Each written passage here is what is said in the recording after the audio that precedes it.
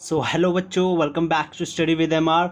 बच्चों, आज एक और अनदर वीडियो के साथ हम आए हैं। ये आपका न्यू टॉपिक का जो सिलेबस है उन्हीं में से ये न्यू टॉपिक होने वाला है आपका। और ये आज हम डिस्कस करेंगे ब्रिक्स के बारे में। जी हाँ, बहुत ही इंटरेस्टिंग टॉपिक है।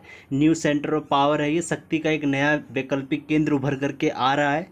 और सबसे बड़ी बात ये है कि इसके अंदर इंडिया भी शामिल है। जी हाँ दोस्तों, इंडिया और चाइना दोनों जो आपस में टकराते रहते हैं ना, ये दोनों भी जो है इसके अंदर शामिल है।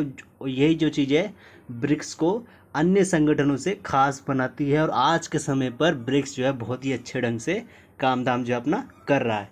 और चलिए ज़रा बिना देरी करे स्टार्ट करते हैं आज की अपनी वीडियो। तो सबसे पहले तो आप ये समझिए कि जो ये न्यू सेंटर ऑफ पावर्स जो आपका नया सिलेबस आया है, इसके अंदर आपका जो पुराने सिलेबस का जो नाम था ना, जो टॉपिक का नाम हुआ करता था, चैप्टर का नाम जो हुआ करता था सत्ता के वैकल्पिक केंद्र, उसको चेंज कर दिया गया है। इस समय जो अगर हम इसको हिंदी में ट्रांसलेट करें न्यू सेंटर ऑफ पावर्स का, तो इसका ये मतलब निकलता है नए शक्ति के केंद्र। मतलब क्या कि कुछ नई नई शक्तियाँ जो है उभर करके आ रही हैं विश्व के अंदर, वो चाहे संगठन के रूप में हो या कोई देश के रूप में हो। वो जो है आज के समय पर यूएसए को जो है टक्कर देने में बहुत ही काफ़ी हद तक जो है वो उभर करके आ चुके हैं। और इसीलिए जो है आपको ब्रिक्स हो गया, इजराइल हो गया, इंडिया हो गया, इन सबको जो है एक अलग ही ढंग से अब जो आपको पढ़ना पड़ेगा। और ये आपका जो है नया सिलेबस के अंदर ऐड हुआ है। मैं अभी बात कर रहा हूँ आपके सीबीएसई बोर्ड की, ठीक है। अगर आपका झारखंड बोर्ड है, बिहार बोर्ड है या मध्य प्रदेश बोर्ड है तो उसकी हम बाद में बात करेंगे, क्योंकि उनका अभी तक मुझे अपडेट मिला नहीं है। जैसे मिलेगा मैं आपको उसका भी बता दूंगा।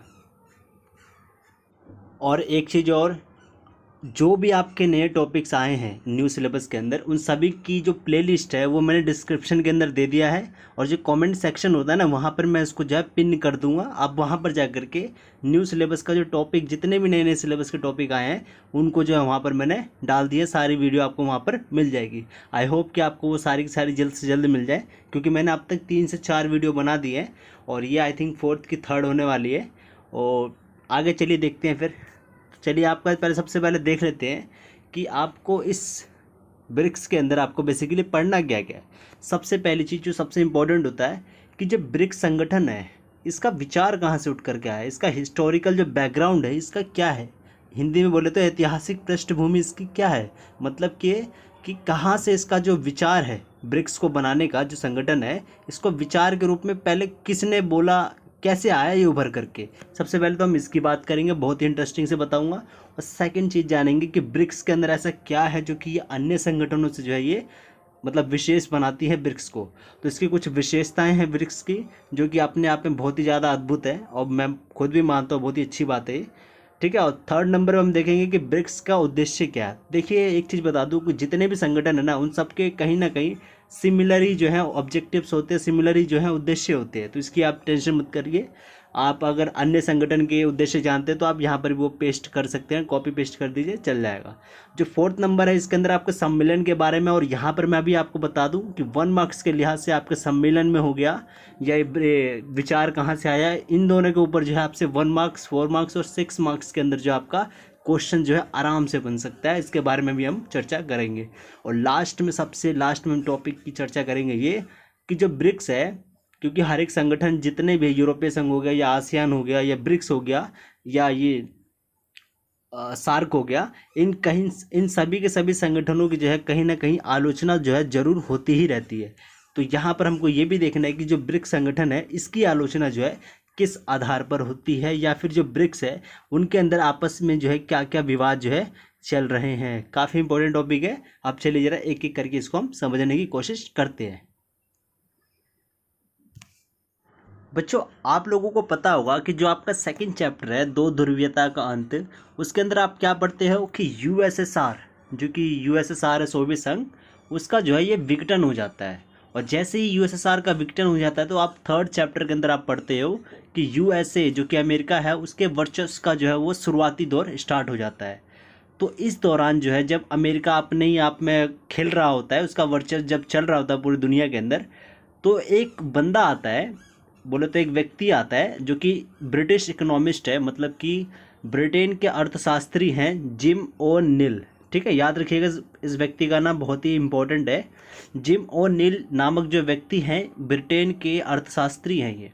ये आते हैं और ये जो है 2001 के अंदर मजाक मजाक में बोल दीजिए या फिर उन्होंने एक पूरा प्रेजेंटेशन के साथ जाकर के बोला कि यदि विश्व की 4 देशों की अगर अर्थव्यवस्था एक साथ मिल जाए ना, आपस में साथ में आ जाए और काम करना स्टार्ट कर दे, तो ये जो है पश्चिम की जो अर्थव्यवस्था है ना, अमेरिका हो गई, ब्रिटेन हो गई, फ्रांस हो गए, ये जो पश्चिम की जो अर्थव्यवस्था है इनके ऊपर जो है ये भारी पड़ सकती हैं। ये बात बोली थी जिम ओ नील ने। याद रखिए जिम ओ नील है कौन? ये सबसे पहले तो ये ब्रिटेन के अर्थशास्त्री हैं, ठीक है। ऊपर से ये जो है एक कंपनी के चेयरमैन भी थे। ये इस कंपनी का नाम था गोल्डमैन सच एसेट मैनेजमेंट, ठीक है। तो इस कंपनी के जो ये चेयरमैन भी थे और इन्होंने जो है एक अपनी पेपर के अंदर, बोलते हैं ना पेपर प्रोड्यूस करते समय, उस समय पर इन्होंने एक आर्टिकल लिखा था। आर्टिकल का नाम था बिल्डिंग बेटर ग्लोबल इकोनॉमिक। इस पेपर के अंदर, इस आर्टिकल के अंदर जो है उन्होंने ये बोला कि दुनिया के अंदर 4 ऐसी अर्थव्यवस्थाएं हैं जो यदि आपस में जुड़ जाए, मतलब कि आपस में मिल करके साथ में काम करना स्टार्ट कर दे, तो ये जो है ना पश्चिम की जो अर्थव्यवस्था है ना, जैसे अमेरिका बहुत ही ज़्यादा अपने आप में खिलता रहता है, दादागिरी दिखाता रहता है पूरे पूरे दुनिया के अंदर, तो ये उनके ऊपर जो है भारी पड़ सकते हैं, ऐसा इन्होंने कहा। और जिम ओ'नील ने ये भी कहा कि ये 4 अर्थव्यवस्था यदि साथ में आ जाए तो ये जो है जो G7 जो कंट्रीज है ना, G7 बताता हूँ मैं अभी क्या है, जो G7 जो देश हैं इनसे भी जो है ये आगे निकल सकती हैं, ऐसा जो है जिम ओ'नील ने बोला। तो कहने का मतलब ये है कि जो जिम ओ'नील है इन्होंने ही जो है सबसे पहली बार ब्रिक बनाने का विचार दिया। याद रखिएगा मैं ब्रिक की बात करूँ, BRIC की, नॉट एस अभी जो है जुड़ा नहीं है यहाँ पर, क्योंकि साउथ अफ्रीका जो है वो 2010 के अंदर जुड़ता है और ये बात चली अभी हमारी 2001 के अंदर, और ऑफिशियली जो है ये 2009 के अंदर जो है ब्रिक बनता है, ठीक है। तो अभी 4 अर्थव्यवस्थाओं की बात हो रही है, वो कौन देश हैं जो 4 हैं? 4 देशों की जो बात करी थी जिम ओ'नील ने, सबसे पहले करी थी ब्राज़ील की, सेकंड जो अर्थव्यवस्था वो रशिया की करी थी, तीसरे नंबर की जो अर्थव्यवस्था बोली इंडिया की, और चौथे नंबर की बोली चाइना की। कहते हैं कि यदि 4 आपस में आ जाए तो ये जो है पश्चिम की अर्थव्यवस्था को भी जो है इनके ऊपर जो है वे भारी पड़ सकते हैं। तो सबसे पहला क्वेश्चन आपके 1 मार्क्स के लिए यही कि जिम ओ'नील ने जो है ब्रिक शब्द का जो है उत्पत्ति करा या विचार दिया सबसे पहली बार, ओके, याद रखिएगा। अब देखिए जैसे ही ये जिम ओ'नील जो है ये विचार देते हैं तो उसी दौरान, लगभग ये 2006 की बात बता रहा हूँ मैं, उन्होंने तो ये अपना विचार 2001 के अंदर दिया था, लेकिन 2006 की बात बता रहा हूँ मैं कि 2006 के आसपास जो है यूएनओ की जो है ना मीटिंग चल रही होती है, ठीक है। यूएनओ जो आप छठा चैप्टर आपने पढ़ा होगा अंतर्राष्ट्रीय संगठन के अंदर, तो उसके अंदर जो है मीटिंग चल रही होती है यूएनओ की। तो जैसे यूएनओ की मीटिंग समाप्त होती है तो उसके मतलब यूएनओ की मीटिंग के बाद ये जो 4 देश है ये जो है आपस में सोचते हैं कि चलो एक बार चाय पे चलते हैं, मतलब बातचीत करेंगे, अगर बातचीत अच्छी रही तो हम जो है एक संगठन का स्थापना कर लेंगे। जैसा कि जिम ओ'नील ने बोला कि यदि हम साथ हो जाए तो बहुत कुछ कर सकते हैं। तो ये जो है जैसे यूएनओ की मीटिंग खत्म होती तो जाके साइड में अपना आपस में जो है 4 लोग मिल करके बातचीत करना स्टार्ट कर देते हैं। तो ये जो इनफॉर्मल रूप से जो ये अनौपचारिक रूप से जो बैठकें कर रहे हैं, इनकी बैठकें स्टार्ट हो गई थी 2006 के अंदर। याद रखिएगा इस विचार को लेकर के जो जिम ओ'नील है इन्होंने विचार दिया और इस विचार के ऊपर अमल करने के लिए इन लोगों ने जो है 2006 के अंदर अनौपचारिक रूप से बैठकें करना स्टार्ट कर दिया। एक चीज़ जरा मैं यहाँ पर क्लियर करना चाहता हूँ कि 2 प्रकार की बैठकें होती है, एक होता है फॉर्मल और दूसरा होता है इनफॉर्मल। हिंदी में बोलूँ तो एक होता है औपचारिक और दूसरा होता है अनौपचारिक। औपचारिक या फॉर्मल जो डिप्लोमेटिक मीटिंग होती है उसके अंदर ये होता है कि जितने भी देश आपस में मिल रहे हैं उनके पास पहले से ही एक टॉपिक होता है कि हम इसी चीज़ को लेकर के डिस्कशन करेंगे, याद रखिएगा। और जो दूसरी मीटिंग है जिसको हम अनौपचारिक रूप से बोलते हैं या इनफॉर्मल डिप्लोमेटिक मीटिंग बोलते हैं, इसके अंदर क्या होता है कि किसी भी सम्मेलन में, मतलब जो आपस में जो देश आपस में मिल करके डिस्कशन करने वाले हैं, इन देशों के पास पहले से ही कोई भी टॉपिक डिसाइड नहीं होता है, याद रखिएगा। ये लोग जो है बस आपस में मिल जाएंगे और कहीं से भी जो है बात स्टार्ट हो जाएगी और कहीं भी जा करके पहुंच जाएगी, यहाँ पर बस यही मतलब होता है। तो यहाँ पर भी ऐसा ही हुआ कि 2006 के अंदर इन लोगों ने सोचा कि चलते हैं ऐसे ही चाय पीने, मतलब बातचीत करते हैं, अगर अच्छी चीज़ें रहीं तो हम जो है आपस में मिल जाएंगे। ऐसा जो है यहाँ पर ये 2006 के अंदर होता है। और फिर जैसे जैसे इन्होंने 3-4 मीटिंग या 5-6 मीटिंग करी आपस में मिल करके, तो इन्होंने डिसाइड करा कि जी हाँ, हमको जो है ब्रिक जो है बनाना चाहिए, क्योंकि जो ये जिम ओ'नील ने जो ये बात बोली थी, इस बात के अंदर कहीं ना कहीं दम है। तो इन लोगों ने जो है सबसे पहली जो बैठक है 16 जून 2009 के अंदर येकातेरिनबर्ग, जो कि ये रूस के अंदर है, जो सोवियत संघ का उत्तराधिकारी है, यहाँ पर जो है सबसे पहली जो है अपनी मीटिंग करते हैं औपचारिक रूप से। अब याद रखिएगा, यहाँ पर वर्ड आ रहा है औपचारिक और यहाँ था अनौपचारिक। अनौपचारिक के अंदर क्या आता है कि बस ऐसी कैजुअल जो है बैठक करके बातचीत करेंगे, लेकिन अब 2009 के अंदर 16 जून 2009 के अंदर ये जो है औपचारिक रूप से ब्रिक के ऊपर ही, ब्रिक संगठन को किस प्रकार से बनाना है, प्रभावी में लाना है, बहुत ही अच्छे ढंग से कारगर रूप में इसको तैयार करना है, इसके ऊपर ही जो सबसे पहली बैठक हो गई इनकी 16 जून 2009 के अंदर। 1 मार्क्स के लिए ये आपका इंपॉर्टेंट है, तो याद रखना आप जरूरी है अब यहाँ पर, ठीक है। तो जैसी ये मीटिंग हो गई तो ऐलान हो गया कि अब हम जो है ब्रिक्स की स्थापना कर रहे हैं, और ये हमारी सबसे पहली मीटिंग थी, पहली बैठक थी, याद रखिएगा। जैसे ये पहली बैठक हुई तो इस बैठक के अंदर केवल 4 देश ही जो है शामिल थे, जैसे कि जिम ओ'नील ने भी इशारा किया था, केवल 4 देशों की बात की हुई थी उस समय पर। लेकिन धीरे धीरे जैसे आगे बढ़ते गए तो 2010 के अंदर इनको रियलाइज़ हुआ या एहसास हुआ कि नहीं, साउथ अफ्रीका भी जो है कहीं ना कहीं उभरती हुई एक अर्थव्यवस्था है, और इसको भी जो है हमको ब्रिक के अंदर ऐड कर लेना चाहिए, शामिल जो है कर लेना चाहिए। और इसीलिए जो है ये ब्रिक से ब्रिक्स बन गया पूरा, ठीक है, एस भी जुड़ गया और ब्रिक्स बन गया है। शुरुआत में जो ये 4 अर्थव्यवस्थाएं थी, और बाद में 2010 के अंदर साउथ अफ्रीका, जो दक्षिण अफ्रीका है, ये भी जो है जुड़ जाता है, और इससे जो है ब्रिक्स की जो संख्या है वो 5 देशों की हो जाती है। कौन कौन हो जाती है याद रखिएगा, ब्रिक्स में लिख करके दिखा देता हूँ आपको, ब्रिक्स, ठीक है। बी से हो गया ब्राज़ील, आर से हो गया रशिया, आई से हो गया इंडिया, और सी से हो गया चाइना, और एस से हो गया साउथ अफ्रीका। साउथ अफ्रीका वही जो कि 2010 के अंदर जुड़ता है ब्रिक्स के अंदर। ओके, चलिए अब आगे देखते हैं। तो अब चलिए जरा बात करते हैं ब्रिक्स की विशेषताओं की। ऐसी क्या विशेषताएं हैं ब्रिक्स की जो कि अन्य संगठनों से इसको जो है अलग बनाती है, विशेष बनाती है। तो चलिए सबसे पहले ये देखिए, जो ब्रिक्स है ये दुनिया की जो 5 उभरती अर्थव्यवस्था है ना, उनका ये एक संघ है, जिसके अंदर ब्राज़ील, रूस, भारत, चीन और साउथ अफ्रीका, मतलब दक्षिण अफ्रीका जो है ऐड है। याद रखिएगा, दक्षिण अफ्रीका जो है ये 2010 के अंदर जुड़ा था, ठीक है, और पहले से जो है ये 4 जरूर थे ही थे साथ में, जैसे कि जिम ओ'नील ने बोला भी था। एक चीज़ ये कि ब्रिक्स के अंदर जो 5 सदस्य हैं, इन 5 में से 2 राष्ट्र ऐसे हैं जो कि सुरक्षा परिषद के स्थायी सदस्य हैं। आप जानते हैं सुरक्षा परिषद के अंदर स्थायी सदस्यता होना कितनी बड़ी बात है, और भारत जो है इस चीज़ के लिए बड़े कड़े, मतलब कब से जो है ये लड़ाई कर रहे हैं, लेकिन देखते हैं कब तक सफल हो पाते हैं हम। ओके, तो ये है रूस और चीन। और याद रखिएगा, एक और ऐसा संगठन है जिसके अंदर 2 ऐसे सदस्य थे, अगर हम बोले तो थे, जो कि सुरक्षा परिषद के स्थायी सदस्य थे। तो लेकिन एक सदस्य जो उनमें से निकल चुका है, जिस प्रोसेस को हम बोलते हैं ब्रेग्जिट। ओके, उसको बोलते हैं हम ब्रेग्जिट। तो ये ऑब्वियसली यूरोपियन संघ है, जिसमें से ब्रिटेन और फ्रांस थे स्थायी रूप से सदस्य उसके अंदर, लेकिन उन दोनों में से एक सदस्य जो है वो निकल गया है, जिसको हम बोलते हैं ब्रेग्जिट, मतलब ब्रिटेन बाहर निकल चुका है। अब नेक्स्ट चीज़ देखते हैं वो क्या, कि जो 5 देशों की जो आबादी है, इनको अगर हम मिला दें तो ये अकेले जो है पूरे विश्व का 42% अकेले ही जो है ये कवर कर देती है। मतलब कि 100% में से अकेले जो है ये 42% आबादी जो है पूरे विश्व का कंट्रोल करते हैं। अगली चीज़ ये कि पूरे विश्व का जितना ये 4 भागों मान लेते हैं, पूरे विश्व का जो ये क्षेत्रफल है, ये 4 भागों के अंदर डिवाइड कर देते हैं। ये 4 भागों में से जो ये 1/4 भाग है ना, 25%, ये अकेले जो है ये 5 देशों का जो है समूह जो है कंट्रोल करता है। मतलब 5 देश जो है इतना लैंड के ऊपर कंट्रोल करते हैं। ऑब्वियस होगा क्योंकि रशिया के पास सबसे ज़्यादा क्षेत्रफल है, और भारत और चाइना ये भी कम नहीं है, इनके पास भी बहुत ज़्यादा क्षेत्रफल है विश्व का।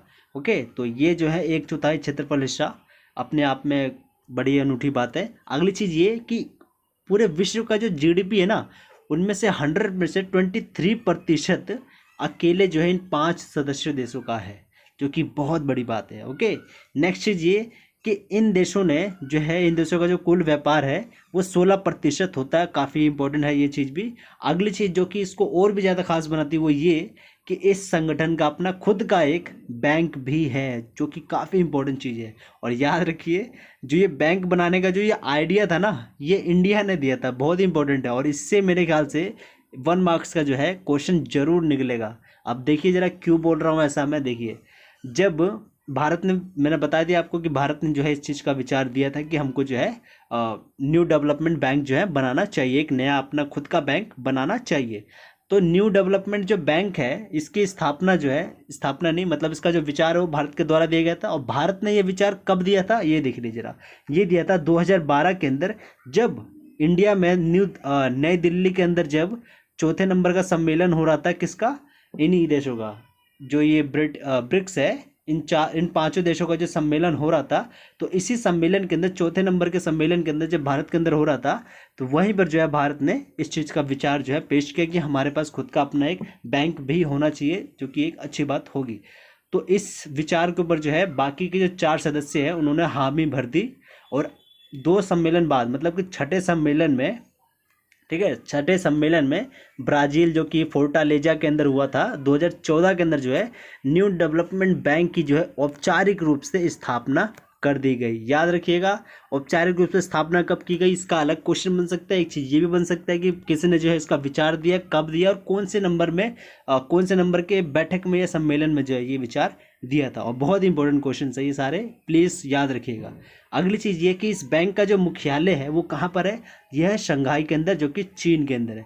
अच्छा एक चीज़ बताइए, शंघाई का बहुत बार नाम आता है, क्या शंघाई जो है चीन की राजधानी है, हाँ या नहीं, हाँ या ना जो है लिख करके बताइए। अगर नहीं तो बताइए क्या है उसकी राजधानी। ओके, नेक्स्ट चीज़ देखते हैं वो क्या, कि इस बैंक का जो मुख्य उद्देश्य है बनाने का वो क्या है।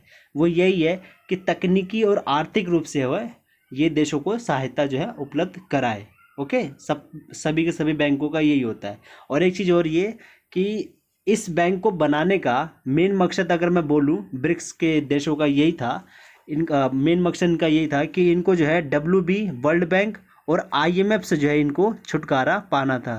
क्योंकि आप जानते हैं कि UNO की ये एक बोलते हैं संगठन के रूप में काम करते हैं। तो ये एक ऐसे हैं, 2 बैंक ऐसे हैं पूरे विश्व के अंदर जो कि पूरे देश को अपने कंट्रोल में लेकर के रखते हैं। और इन्हीं 2 बैंकों की वजह से ही जो है हमको जो है 1991 के अंदर जो नई आर्थिक नीति है, जिसके अंदर हमने LPG अपनाया था, उसको अपनाने में हम जो है विवश हो गए थे।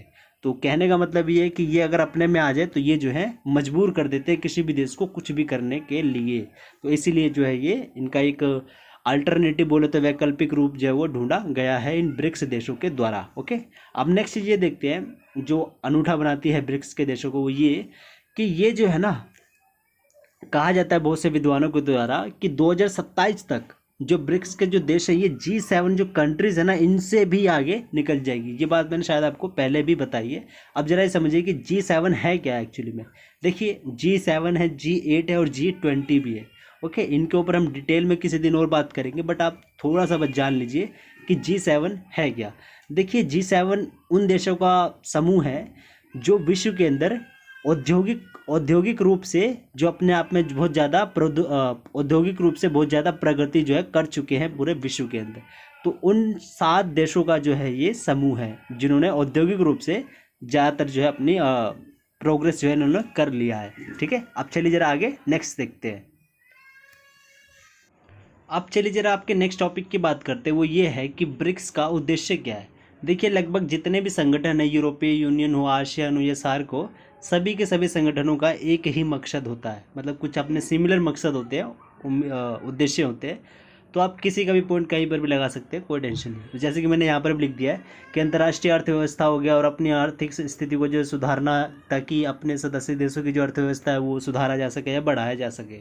नेक्स्ट चीज़ मैंने लिख दी कि आर्थिक राजनीतिक रूप से और आपस में जो है सुरक्षात्मक रूप से जो है ये सहयोग करें, मतलब हर एक प्रॉब्लम के अंदर ये सहयोगात्मक रूप से काम ढम करे अपना। ठीक है, घरेलू हो गई या साझी रूप से जो चुनौतियाँ आ रही हैं उनको जो है सलाह के द्वारा जो है समझने का, जो है समझाने का प्रयास करना, आपस में मिल करके मतलब समस्याओं का समाधान करना है। और पर्यावरण से रिलेटेड जितने भी मुद्दे आ रहे हैं आज के विश्व के अंदर, उन सभी का जो है ये निवारण करना चाहिए इन 5 देशों को। ठीक है, तो ये जो है ये कुछ उद्देश्य हो गए ब्रिक्स के। आप इनके अलावा भी और भी जो उद्देश्य आपके माइंड में आ रहे हो आप लिख सकते हैं। ठीक है, कोई इनके पर्टिकुलर उद्देश्य जो है नहीं होते हैं। तो बिना रहिए टेंशन के, ठीक है। तो चलिए अब आपका नेक्स्ट देखते हैं। अब आपका नेक्स्ट टॉपिक है वो है सम्मेलन के बारे में। देखिए ब्रिक्स के अब तक जो है 12 सम्मेलन हो चुके हैं। वैसे तो हर कोई आपको 11 ही बताएगा, लेकिन मैं 12वां इसलिए बता रहा हूँ क्योंकि ये जस्ट अभी 21 जुलाई से लेकर के 23 जुलाई को जो है ये 12वां सम्मेलन हुआ था ब्रिक्स का, ठीक है। तो इसको भी अब हमको याद रखना जरूरी है, 2020 के अंदर ही हुआ है, ठीक है। तो इसको हम लेटेस्ट वाला बोलेंगे जो अभी हाल ही में हुआ होगा, ओके। अब चलिए जरा एक एक करके देख लेते हैं किन के कौन कौन सा जो सम्मेलन है कुछ ज़्यादा ही इंपॉर्टेंट है हमारे लिए। सबसे पहला सम्मेलन तो इम्पोर्टेंट है ही है, जहाँ पर ब्रिक्स की ऑफिशियली जो है स्थापना हुई थी, ठीक है। रशिया में हुई थी येकातेरिनबर्ग के अंदर, ओके। नेक्स्ट है सेकंड नंबर को भी याद रखना, जो कि 2010 में हुई थी। वो इसलिए क्योंकि इसके अंदर जो है साउथ अफ्रीका भी ऐड हो गया था, जो कि काफ़ी इंपॉर्टेंट हो जाता है हमारे लिए भी जानना। उसके बाद थर्ड को रहने दीजिए, फोर्थ जरूर याद रखना। फोर्थ क्यों? क्योंकि इंडिया ने सबसे पहली बार ब्रिक्स का सबमिट करवाया है, और इसलिए भी क्योंकि न्यू डेवलपमेंट बैंक, याद है ना आपको, न्यू डेवलपमेंट बैंक का जो विचार है वो भी इंडिया ने जो है चौथे सम्मेलन में ही, जब न्यू दिल्ली के अंदर हो रहा था सम्मेलन ब्रिक्स का, तो वहीं पर जो है न्यू डेवलपमेंट बैंक का जो है विचार इंडिया ने प्रस्तुत किया था, ठीक है। और छठे सम्मेलन में न्यू डेवलपमेंट बैंक को जो है स्थापित कर दिया गया था। तो दोनों को दोनों याद रखिएगा, ठीक है। न्यू डेवलपमेंट बैंक को यहाँ पर स्थापित कर दिया और वहाँ पर जो है इसका विचार दिया गया था चौथे वाले में, और छठे में इसकी स्थापना हो गई। पांचवा इसलिए याद रखना क्योंकि पहली बार साउथ अफ्रीका ने जो है ये ब्रिक्स का जो समिट है इसको करवाया था, सम्मेलन जो है पहली बार इसने करवाया था। किसने? साउथ अफ्रीका ने, ओके। लेकिन ये अटेंड कर चुका है, सबसे पहली बार साउथ अफ्रीका ने कब अटेंड किया था? इसके अंदर। और रशिया वाले के अंदर केवल 4 राष्ट्रों ने अटेंड किया था, क्योंकि 2009 तक केवल ये ब्रिक ही था, ब्रिक्स नहीं था, ठीक है। याद रखिएगा चीज़, केवल ये ब्रिक ही था, एस नहीं था इस वाले में, फर्स्ट वाले के अंदर, ओके। अब चलिए 7th नंबर पे देखते हैं। 7th का कुछ याद रखने की जरूरत नहीं है, 8वें को भी छोड़ दीजिए, 9वें छोड़ दीजिए, 10 छोड़ दीजिए, 11वां छोड़ दीजिए, और 12वां जरूर याद रखिएगा, क्योंकि 21 जुलाई और 23 जुलाई तक जो है ये ब्रिक्स की ये वाली जो सम्मेलन है, बैठक है, ये चली थी, और ये 12वें नंबर की थी, रशिया के अंदर ही ये भी हुई है। अब चलिए आपके जरा नेक्स्ट टॉपिक के ऊपर अब मूव करते हैं। देखिए हर एक सम्मेलन के अपने कोई ना कोई आलोचना जरूर होती है। इसी तरह से ब्रिक्स को लेकर के भी कई विद्वानों ने कई पॉइंट बताए हैं जो कि एक आलोचना का विषय है, कोई एक विवाद का विषय है। तो चलिए उन्हीं चीज़ों को अब यहाँ पर हम जानने की कोशिश करते हैं कि आखिरकार ब्रिक्स के अंदर वो क्या क्या कमियाँ हैं। सबसे पहली कमी ये है कि जो ब्रिक्स सम्मेलन ना, कहने को तो ये 5 देशों का समूह है, लेकिन इस समूह के अंदर केवल 3 देश, रूस, भारत और चीन, अपना दादागिरी दिखाते रहते हैं, अपना वर्चस्व दिखाते रहते हैं। इससे जो है साउथ अफ्रीका और ब्राज़ील जो है वो खफा रहते हैं हमेशा। तो ये तो सबसे पहली पॉइंट होगी, ठीक है, हमारे लिए जानना कि रूस, चीन और भारत जो है अपनी दादागिरी दिखाते हैं, जिससे कि ब्राज़ील और ये साउथ अफ्रीका जो है खफा रहते हैं एक तरफ से। सेकंड पॉइंट ये जानना जरूरी है कि जो ब्रिक्स है ना, एक सही मायने में देखा जाए तो ये प्रतिनिधि मूलक नहीं है, क्योंकि कहने को तो ये विश्व के 42% आबादी वाले देशों का समूह है, ओके। 42% आबादी वाले देशों का समूह है। तो यहाँ पर जो विद्वान है वो ये कहते हैं कि ब्रिक्स के अंदर 5 देशों के अलावा और भी अन्य सदस्यों को जोड़ा जाना चाहिए, तभी जो है ब्रिक्स को और भी अच्छे ढंग से, कारगर ढंग से जो है काम किया जा सकता है इसके ऊपर। तो यहाँ पर कहने का मतलब यही है कि 5 के अलावा और भी मतलब देशों को जोड़ो इसके अंदर। फोर्थ विवाद का विषय ये है, जो चीज़ ब्रिक्स को मजबूत बनाती है वही चीज़ ब्रिक्स को कमज़ोर भी करती है। वो चीज़ यही है कि चाइना और इंडिया एक दूसरे की जो है टांग खींचते रहते हैं। कभी चाइना हाँ बोलेगा तो कभी इंडिया ना बोल देगा, ठीक है, और कभी इंडिया हाँ बोलता है तो कभी चाइना ना बोल देता है। इसके पीछे यही है क्योंकि हमारा जो है 1962 से ही जो है चाइना और इंडिया के बीच में विवाद रहे हैं, लड़ाई करते रहे हैं, और इसी चीज़ में लेकर के सीमा विवाद जो है ज़्यादा से ज़्यादा जो है इन दोनों के देशों के बीच में होते रहा है। जैसे कि अभी हाल ही में हो रहा है, अगस्त की मैं बात कर रहा हूँ, इसके अंदर भी जो है LAC के ऊपर लड़ाई हो ही रही है हमारी। LAC की फुल फॉर्म क्या होती है ज़रा बताइए आप मुझे, मैं चलिए बता देता हूँ।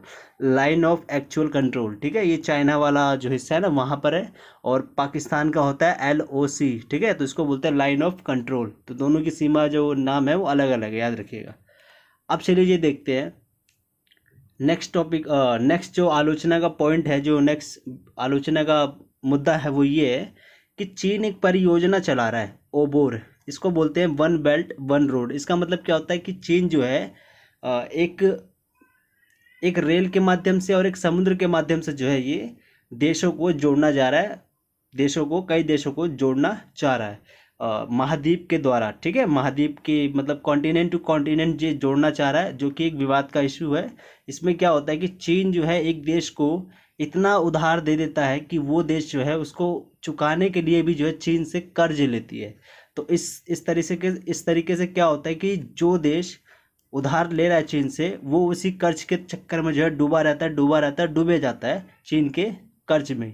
और इस वजह से चीन जो है उस राष्ट्र अपने मनमाने ढंग से काम धाम जो है करवाना स्टार्ट कर देता है। और यही चीज़ जो है चाइना इंडिया को हो गया या अन्य देशों को जो है पसंद नहीं आती है।